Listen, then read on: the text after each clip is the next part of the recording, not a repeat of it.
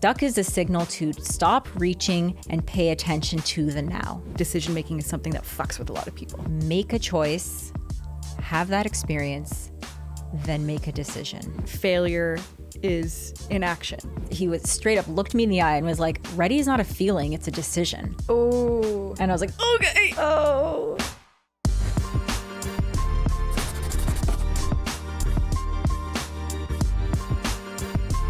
Sasha. Hi. I'm so happy you're here. I'm so glad you asked me. Thank you. You are an amazing person, and you've been a really important part of my journey. For those who do not know, Sasha was my career coach for a beautiful stretch of time when I was very, very lost, and now it's just blossomed into a friendship. And your wisdom and perspective and the way you see the world and help people is really, really beautiful. Wow, thank you so much. So you are an artist, a musician, a writer, yes, and a career creative coach. Yes. I'm like everyone. I'm every woman. No, I myself am an artist, and I have I've started playing music when I was 12, and songwriting came in and out of my musicianship throughout the years. Never went to music school or anything. In fact, college and schooling took me down a writing path. I was a creative writing major, used that for my music journalism, had a completely almost famous kind of start, that movie Almost Famous, where I had a fake ID in college so I can drive up to LA and review shows. And I worked for a couple different music magazines, and I went to New York one summer and wrote for College Music Journal. So I was kind of very far down that path. Graduated and started immediately working at record labels. And that was a giant chunk of my music exposure, professional music exposure in my life, was through work from the label side, from the writing side. All this while, my own writing was put on ice, and that's okay. I was flexing other muscles throughout time. But like most of us feel, and here's a segue into where coaching comes in a way, you start to feel that gap widening between your soul's work. And what I mean by that, for anyone who's listening who might not take that spiritual language to heart, just what we're here to really light us up and what we want to allow ourselves to do versus the shoulds. Not even that people put on you, like parents or teachers, but that we put on ourselves. Like, oh, well, I got this degree and I have this resume and I have all these contacts in music. I should be successful here. That gap starts to widen the more we don't pay attention to it. And I was definitely in that gap, and left LA, moved to Hawaii, changed my lifestyle, came back to the Bay Area where I'm from to ground, back to LA, worked for a film composer at that time. And I would say that was probably the most pivotal moment of my journey so far. I was his personal assistant. Wow. And the big joke I tell myself is I remember applying for that job and coming for the trial. I was trialed because, he's a very high level celebrity composer. And I remember saying to myself, well, how hard can getting someone's dry cleaning and booking some doctor appointments be? No. No. Famous last words. No. Being a Hollywood assistant, you are part of them. Yeah. You are part of that person. An extension. You are an extension of that person. Yeah. And I got the job, and I resisted that being that involved for a little while, for a very short while, until I woke up and was like, this is the job and this is what you do. Yeah. And you're getting something from this. Yeah. I kind of made this quick shift out of a victim mentality into an empowered choice-making mentality. Yeah. And it was in that shift with my former boss that I was able to actually grow into the artist I had always wanted to become. To this day, his impression lives in me because I just was able to see how possible it is. Wow. And to live boldly in alignment with your authenticity. That's what I mean by possible. To see him live that way, and to watch an artist live out his dream and his vision in a state of contribution to the world. Yeah. He would always tell me, as a film composer, we're not the star, we're not the director. The music of a film should be augmenting the scene and the emotion, what's happening in the scene. And so you're doing a good job. You're doing your job when people forget they're listening to music and just feel the scene. Right. And I was Yeah. like, dang. Yeah. And to execute on that level. And so just him being in alignment with his art and coming from a place of service in that way was the key, was the secret. And your role in that is kind of, it's reminding me of two things, which is that sometimes we think that our careers are going to be this like linear path of like, and then I'll get that really cool job and then I'll do this. But sometimes you have to zigzag your way there in some roles that don't feel as sexy or exciting at first, or that like it's easy to have that victim mentality of like, I don't want to be someone's assistant. I want to be doing the cool thing. I don't want to be assisting the cool thing. But there's so much value in doing that grunt work and putting in that time and being exposed and learning. And also, it's reminding me of my very first magazine job. Yeah. I was the assistant to the editor-in-chief. And, you know, I'm the worst fucking assistant that the world has ever seen. Like, I have zero executive functioning. Like, I'm absolutely incapable in all areas of being a good assistant. And at the end of my time at this magazine, he said, you are probably like, no, in a nicer way, he was like, you're probably like one of the worst like assistants and like coordinators that we've had. That? And he's like, and you are the most published we've ever had. He's like, you're a writer. You need to be writing.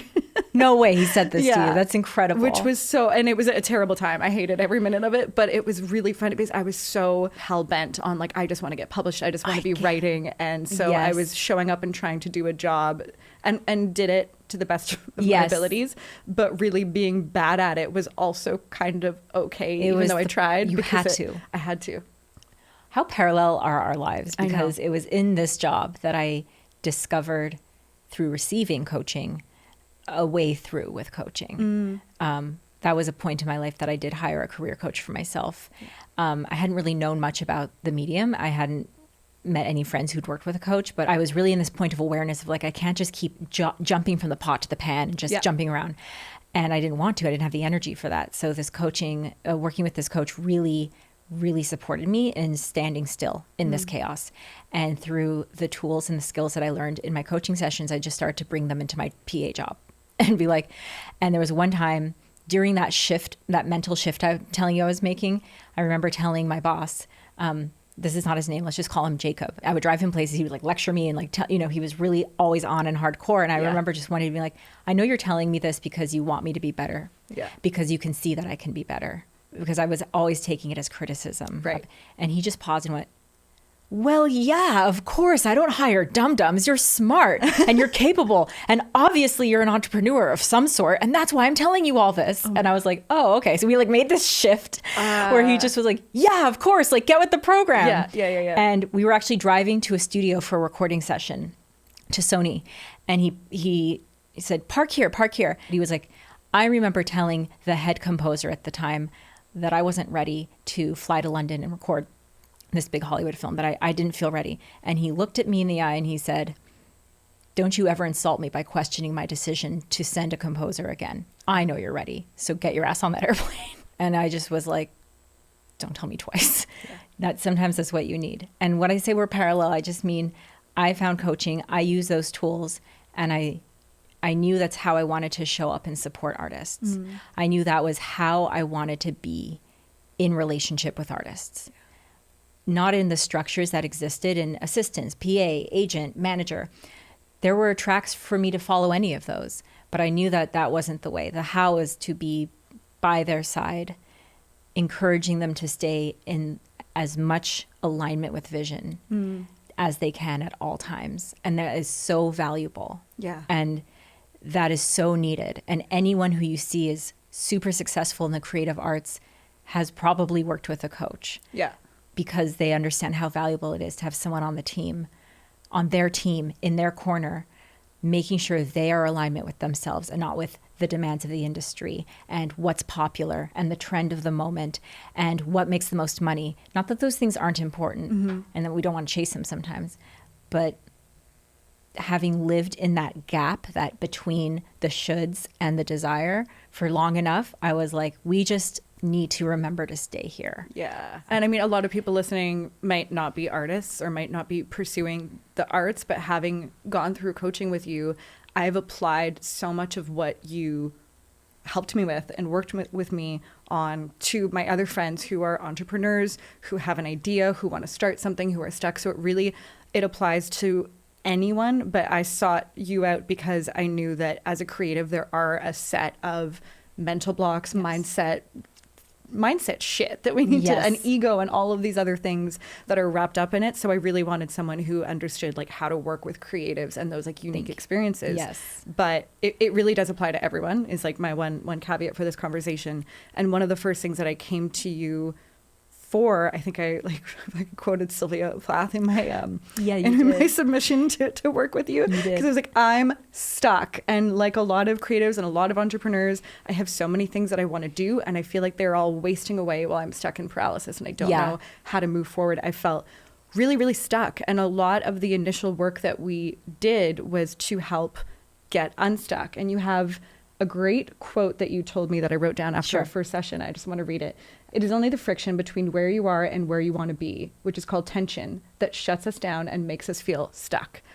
That's good. And that's like that in between that you were talking about as well. It all links together. And so you really helped me move from stuck into action. But I'd love to hear a bit more about how you would advise anyone listening right now who feels really stuck. Like, what is that next step? How do we like propel into action? That's such a good question. I'm so glad you brought that word up. That is the number one word that is in the collective consciousness right now of transition. I feel stuck. I said it to myself. Oh gosh, this is a reach, but hear me on this. Okay. We gotta really appreciate that feeling, that experience of stuck. We have to. I know this is a reach. Follow me with this. Okay. It is such a gift. Here's why. Okay. By the way, caveat for this conversation, I'm not a positive bypassing, spiritual bypassing type of person. So this is not like, change your mind. Yeah. This is a science. Let's talk about it. Stuck is a signal for something. It's like in that quote you just read out. Instead of reaching for the next, you are blindly reaching. Yeah. Stuck is a signal to stop reaching and pay attention to the now. There is so much going on right here, so much information for you right here that you don't need to move yet. This is not about movement. Not all of coaching is about action and movement and da, da, da, da, da. We're not grind culture here. Yeah.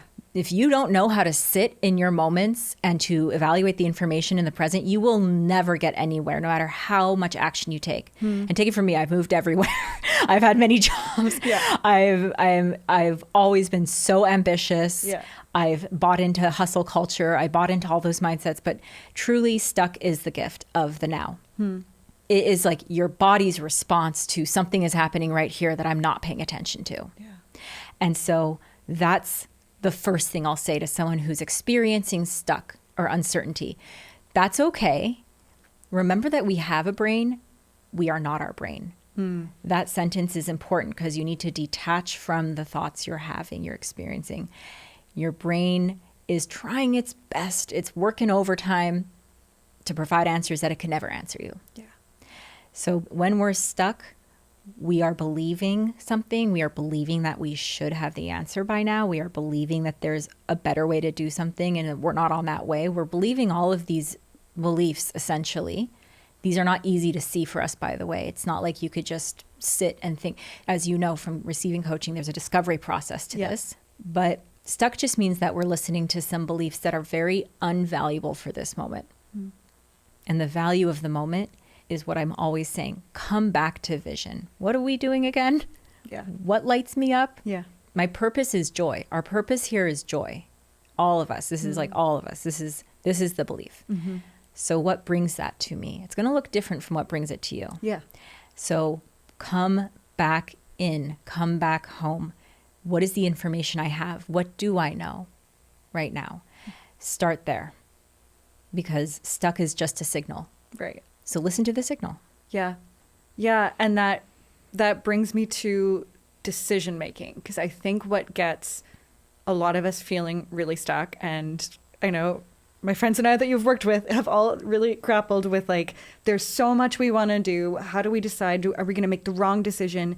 And some of the coaching that was so helpful that you provided for me was like, realizing there is no right or wrong. It's not binary. You're not going to make the wrong decision. It's not like this polarized thing. And then also breaking down the difference between like a choice and a decision. Yeah. Can you talk more about that? Because I think that's really, really interesting. And I think like decision making is something that fucks with a lot of people. Yeah, totally. The process is make a choice, have that experience, then make a decision. The way we process thoughts, our brain will reach into a well of memories and experiences to patchwork together a vision of the future to try and keep us safe. And it will do it for good and bad things. It will just, this is how it works. It's a machine working. Like, think of it like that. It's not trying to make you happy or sad. Yeah. It is just, I remember that. Yeah. That felt weird. We're not doing that again. Yeah. Just trying to keep you safe. You're just trying to keep you safe. That's called awareness. You're just, okay, I'm aware that's what's happening. How do I break this down so I can move forward? Make a choice, have the experience of that choice, then you can decide. Because your brain will dip into the well of that experience and you can decide if that's how you want to move forward or if you want to change it up from there. So we want to take small steps. You want to choose, make choices that are manageable for you to be able to process. I'm not saying, okay, so choose to cash in all your savings, move across the country. Yeah. You know, those are what keeps us, that's what keeps us stuck. And that's debilitating. Yeah. I have so many clients come to me and they're like, they're in the middle of a career transition and they're like, someone hit me up on LinkedIn for this job and I don't know, like if I take it, I'll have to move across the country and maybe and then they're thinking like 20 steps down the road. And I'm like, have the interview. Yeah. I'm like, have the interview. Reply to the email. Yeah.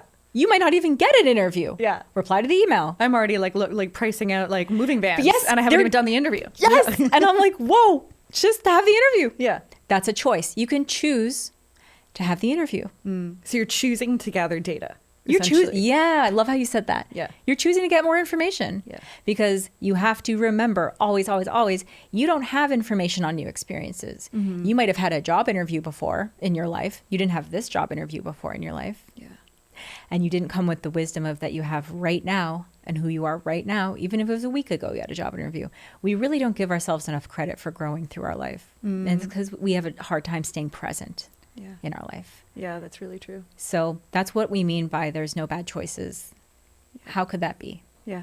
If you're getting information and you're learning. I read a quote just the other day and it was like, I've learned so much from my mistakes. I might fuck around and make a few more mistakes. Yes. I love that. That's so good. Yeah. Let's fuck around and make some mistakes. Yeah. Because you're always getting something from it. Yeah, 100%. And it's like the inaction, I think, that is the most dangerous generally to pursuit and to fulfilling what we actually want to do. It reminds me a lot of what you helped me with in coaching about my idea of success, because I had very lofty goals and pressure that I was putting on every project that I had of what it had to be and the success. And it was like, it was paralyzing. Yeah. And so you had a beautiful framework for measuring what success and failure is. Yeah. I'll let you. Success is doing what you said you would do with clarity, focus, ease, and grace. That's a framework that you're allowed to, again, choose. You can either choose, I am only successful when I have an Oscar. I am only successful when my 10 books are published. I love this one. I'm successful when I have that corner office facing the park and that raised bump and an assistant. That's when I know I'll be successful. Yeah. Or you can choose, success is doing what I said I would do. Yeah. With clarity, focus, ease, and grace. Yeah. And it's not a trick question. Which one makes you feel better more immediately?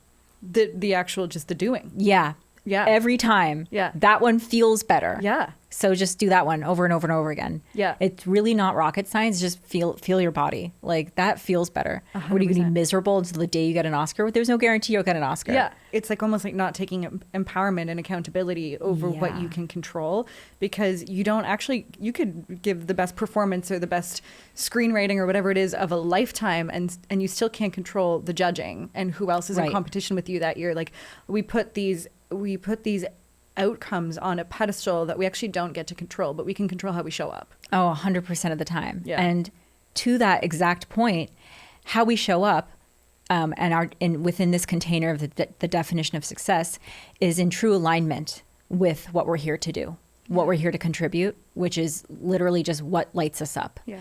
And that's the kind of person you want to be around, right? Yeah. That's the kind of person you want to be and be around. That's successful. You know, we put people and things on pedestals, external of us. And what we're seeing, if you peel a few layers back, is just someone that everyone wants to be around, someone everyone wants to pay attention to. But why is that?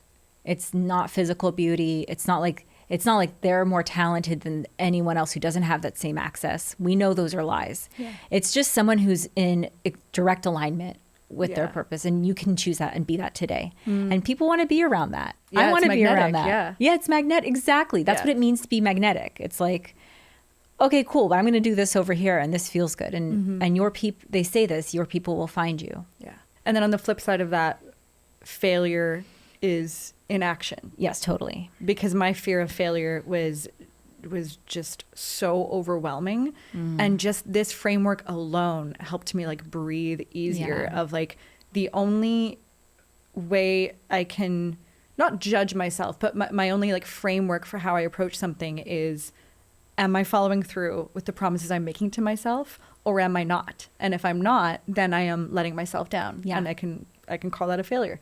But that has unattaching from the outcome and attaching to keeping promises to myself has really helped me continue moving forward with things. I love that. Yeah, failure is inaction. Failure is a strong word. I'm trying to work that out of my vocabulary. Yeah, even saying it now, it doesn't feel doesn't it not good, feel but good? in this like unfortunate like binary we've created of success versus failure, that's at least helpful.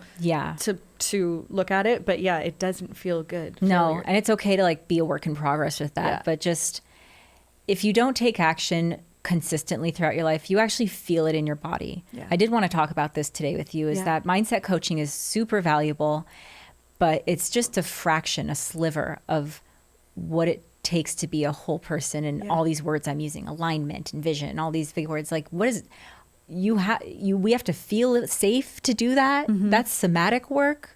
We have to process through traumas. That's therapy work. How to process, how to develop awareness. I mean, there's so many pieces to this that by the time you get to something like mindset coaching, which really only is effective for a fraction of the population, and I don't have a problem with that. Like we can't do it all, but it's not the only thing in the grab bag. Yes. Yeah. Right? Yeah. It's a tool. It's a tool. That's why I still practice my art too. Yeah. Because of course we're multifaceted and we're multitudes, but I need to know how it feels to bring my clients forward and to partner with them. I'm not a leader. Coaches are not leaders. Like this is the big myth that we need to defy. Coaches are not leaders. We are your creative partners. Right. We're on the road. And so for me, what that meant was if I'm not embodying and doing my art and doing it every day and practicing these principles and then feeling it for myself, I'm not going to service you in your practice, whatever that is. Yeah. You know, starting to play live shows after years of not performing with my singer-songwriter project right now. I reached this point where I kept saying to my buddy, who I play with sometimes, Matt, I kept being like, I'll perform when I'm ready. And then he told me this, he was straight up looked me in the eye and was like, ready is not a feeling, it's a decision. Oh. And I was like, okay. Oh. Matt, throwing some truth down. And he's never been coached. He's just been an artist. Yeah. That's it. Like we're not on a pedestal. He's just been an artist. Yeah. So he can say it from life experience and be like, you're never going to feel ready. You're just going to decide to be ready. That's real. So then I just decided I was going to be ready. Then I decided what success would look like. And it didn't look like, it will be a sold out audience. Everyone will be clapping. They'll be crying. It's a touching song.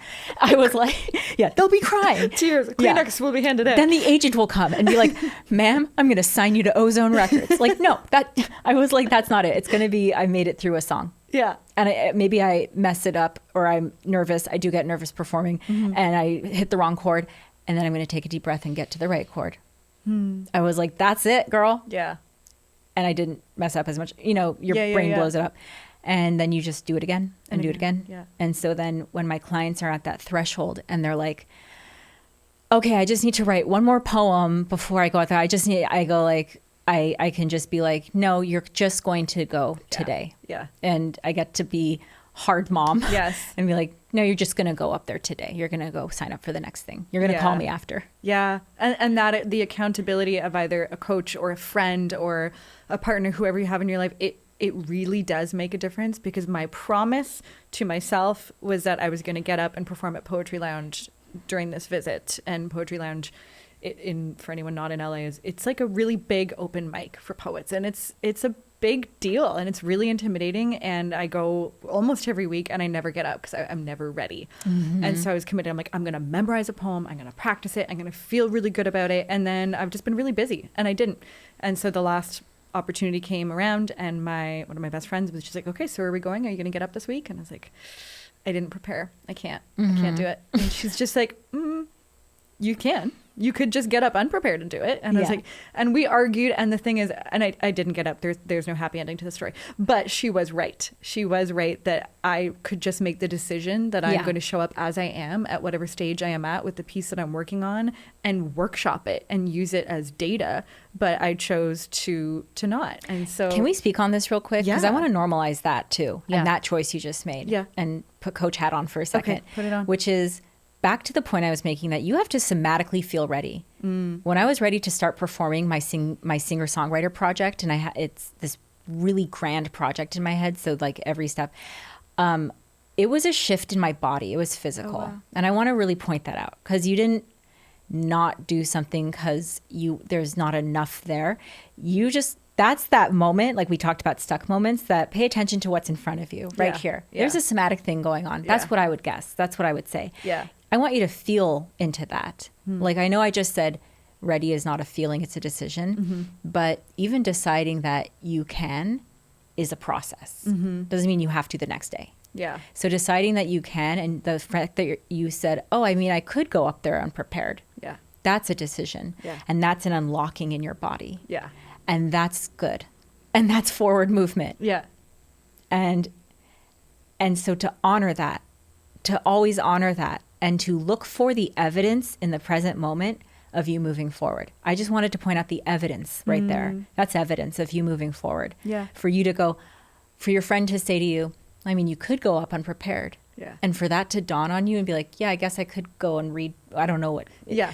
I could read from the sheet, or I could say the wrong thing. Yeah. I could do that. Evidence. You just move forward. Love it. Love it. We'll take it. Thanks. Incremental take it. wins. We'll take it. We'll take it. Yeah. Yeah.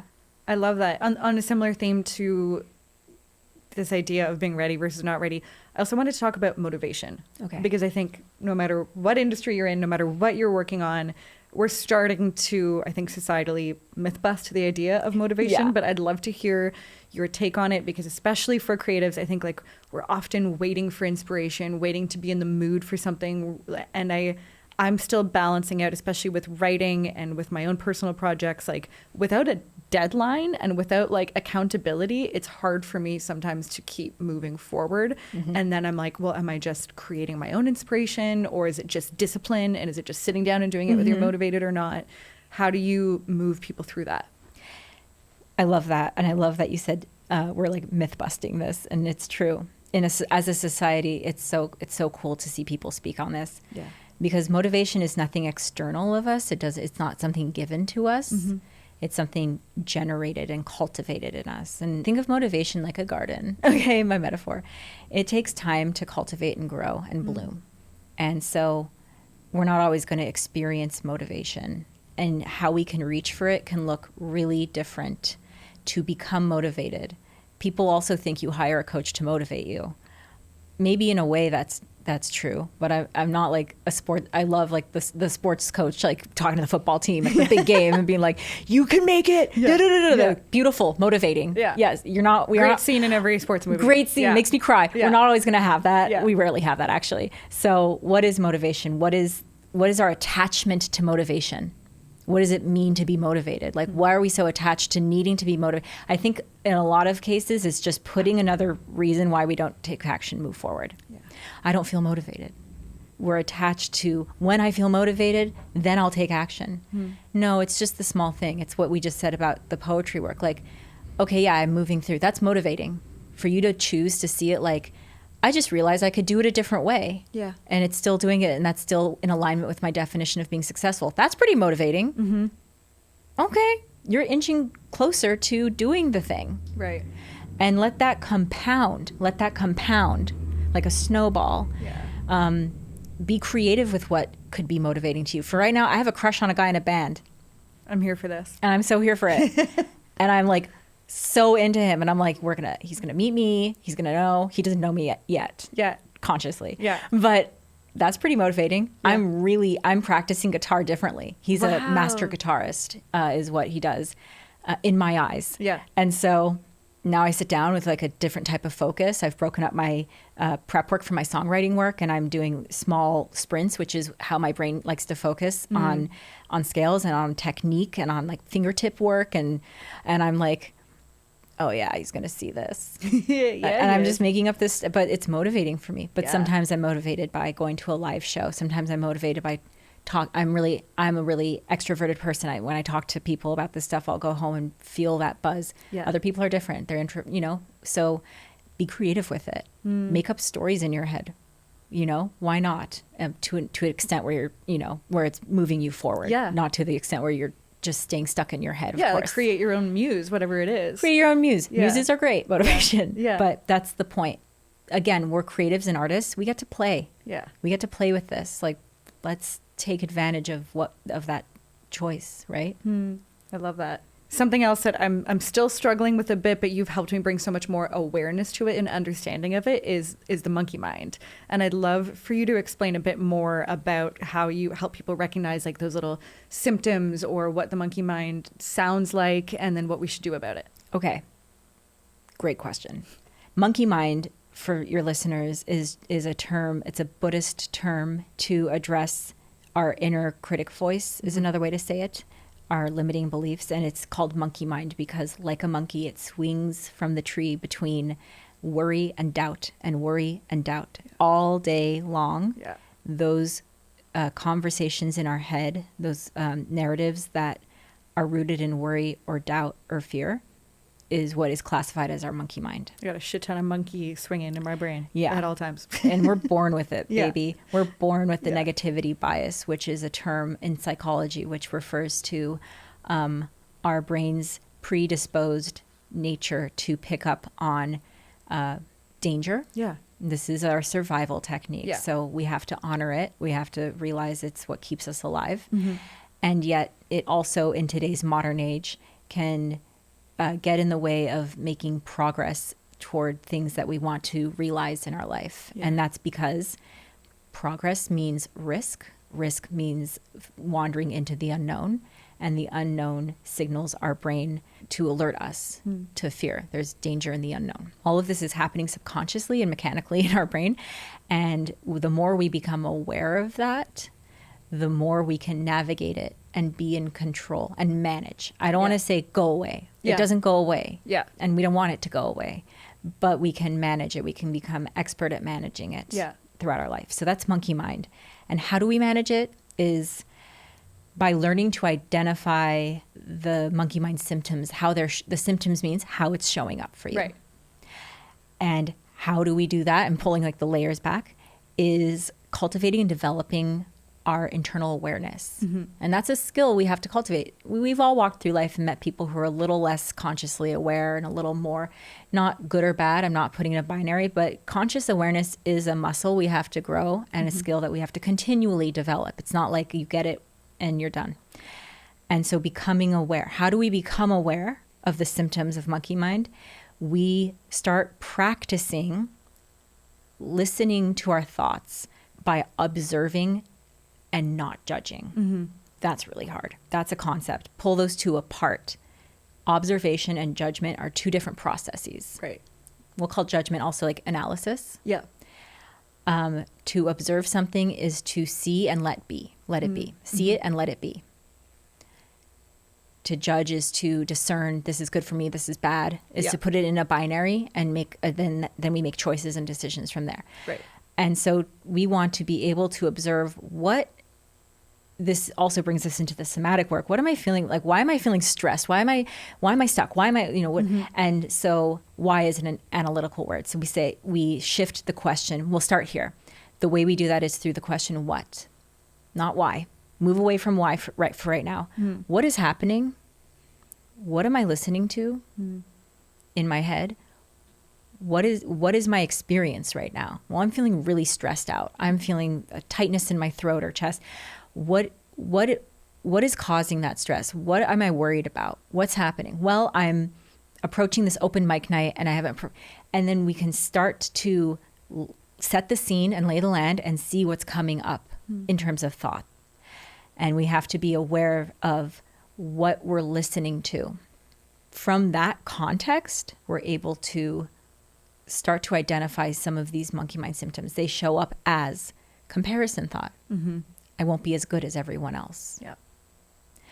I won't impress people like I thought, like I really want to. Yeah. We start to hear resignation. It's not that important to me anyway. Not that many people come to these open mics, so why should I even show up? Yeah. We start to observe all of these stories, right? Excuses. I'm so busy. Yeah. We love that one. Yeah. I'm too busy. I don't have the bandwidth right now. Yeah. When I launched the podcast on YouTube this year, I was so resistant to it because I'm like, oh my God, starting a YouTube channel in 2025 feels like a losing game. People have been doing this for like a decade. I'm not going to be able to cut through the noise. Wow. And I was going down a whole rabbit hole of like, I'm going to invest all this in video podcasting, and here we are. And and then I thought of you and was like, that's some monkey mind shit. I'm making excuses to avoid doing something that feels like it's a bit out of my comfort zone. And then I was just like, okay, cool. I see you. That's it. I'm still going to do it. You though. just walked us. That's exactly it. And it took time to develop that skill, by the way. Like, and we're always going to be developing that. There's no like end goal. Let's totally detach from end goal results thinking. Yeah.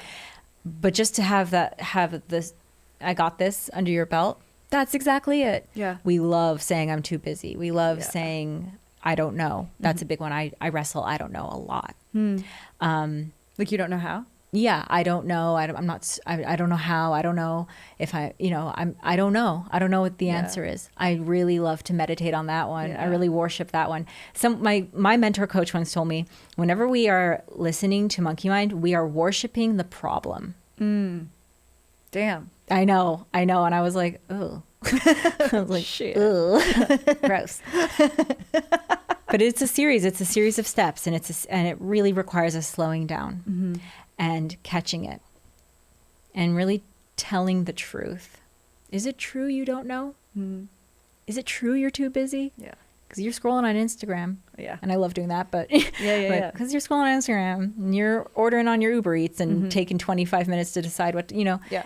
No, we have abundance of time, energy. We have abundance. We just are making different safe feeling choices with that. That's it. I love the differentiating tweak between the what and the why, because I think what was so helpful, like my default is to overanalyze things, and you continuously in our work together, you were kind of like, the why doesn't matter. Yeah. Like you kind of helped steer me away from ruminating on why I'm doing this, or like diving too deep into trying to like problem solve each monkey mind thought, and like led me more towards just naming it can also just let you move forward. Just keep moving. You can name it, you can recognize it without judgment, and then you can not let it stop you. But I think in a very, and I love therapy, but in a very therapized and CBT driven world, we're also now doing extreme analyzation of every single thing that pops up. Yeah. And I think that's why I really like this approach to Monkey Mind that you're sharing, because it doesn't keep us stuck in the rumination on these doubtful thoughts. It just keeps you like, okay, recognized it. I see you. I understand what you are. And now let's keep going. Oh my God. Yeah. The why in the coaching context and in an artist's context is the vision. That's why. Yeah. The vision you hold. Vision is such a big word. It could either mean like you want to go on a world tour with your band, or it could just mean the smallest thing. I don't care. That's the vision. Yeah. That's why. Yeah. And that is our way to move past monkey mind and get past the why and back to the what, is because I'm executing on this vision. That's as deep as we'll go. Yeah. That's it. Come back to vision, come back to home. Yeah. And then move forward. Yeah. What would someone who's focused on the vision do next? That question always moves me forward. I love that. Okay, so I'm a singer-songwriter. I'm working on my project. I'll use myself as an example. What would a singer-songwriter do next? Yeah. They would go show up on Wednesday and put their name in the hat. Yeah. Oh, I love that. It reminds me of an Instagram I saw recently that was like, if someone knew what your big goal is right now and watched how you spend a week of your life, would they believe you? Like, would they believe that that was your goal? Something like that. And I was Wow. like, oh shit. Wow. That's a really good thing to Oh my ponder. God. Yeah. Because it's easy to have a vision and a goal, but then are we living in alignment with that? And are we keeping those promises to ourselves? Yeah. Wow. Yeah. That's deep. It's a big one. It's been haunting me, but in a fun way. Yeah, because like friendly ghost. because you're thinking like, how would I be perceived? Yeah, Yeah. exactly. Perception's a tricky one for us Yeah. humans. Oh my God, yes. Yeah. Yeah. How would I be seen? Yeah, it really is. Is our, I say my, but I'm sure many other people's kind of obsession with like perfectionism, with doing everything right, with getting it right, with putting up the best of whatever we're doing. Is that a monkey mind symptom? Is that like, how do we approach perfectionism? Yeah, I love that question. We get it all twisted, but the purpose of life is not to pursue perfection because we're already perfect. Oh, wow. Think about it, like for real. I heard that I'm in an advanced coaching course right now, so from my mentor coach. But then let it land, actually. Anyone who hears this part. The purpose of life, we're not here on earth to pursue perfectionism because we're already perfect. Think about how perfect everything needed to be a human. Yeah. I'm talking at atomic level. Yeah. And we live in this perfect environment. Literal scientific miracle. Yeah. Let's talk science. Let's get out of this Yeah. like artist world for Yeah. a second. Let's talk science. I want everyone to agree with this. Yeah. What's the gravity ratio? Like 9.8 meters per second? I have no idea, Who but that even sounds knows? great. 9.8? Yeah. Like how perfect did everything have to be for us to have this sliver of existence? Wow. We're already perfect. And that's done. We're here to play Wow. in the perfectionism that is life. Perfect's not the goal. Progress is the goal. Yes.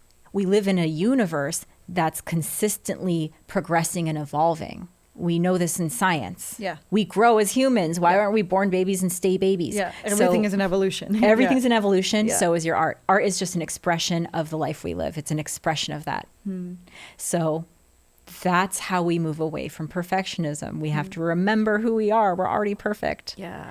And it's just a construct. It's just yet another belief system and a construct that's keeping us from evolving, from moving forward because of safety. It's just another safety construct. That's Yeah. all I mean to say. Wow, I love that. It doesn't That's even so exist. beautiful. You're like, well, I'll put my poetry out when this is perfect. But what the That fuck doesn't is- even, yeah. What does that mean? And we don't even know what it means. Yeah. We Whose idea of perfect? Because it's all different depending on who you ask. None of it's Exactly. real. None of it exists. Yeah. You just got to catch it. You just got to catch it. You don't need to analyze it. We don't need to reprimand ourselves for thinking. You just catch, oh, I'm doing that perfect thing again. Yeah.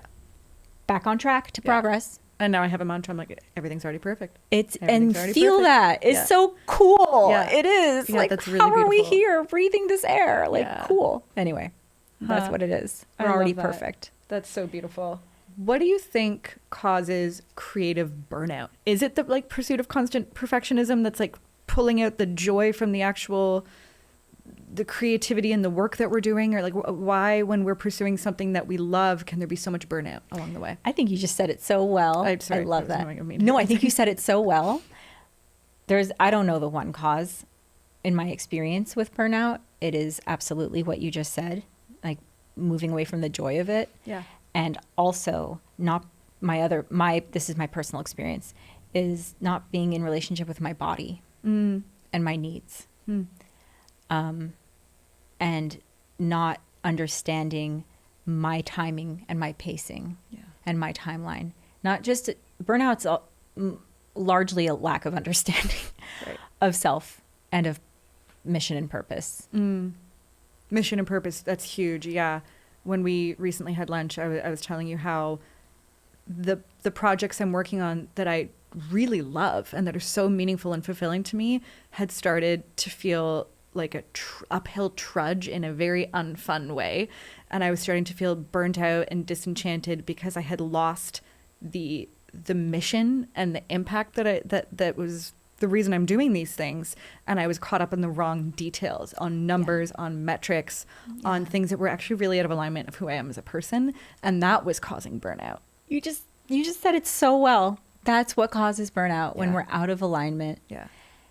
Okay, burnout, just like stuckness, is a signal. Yeah.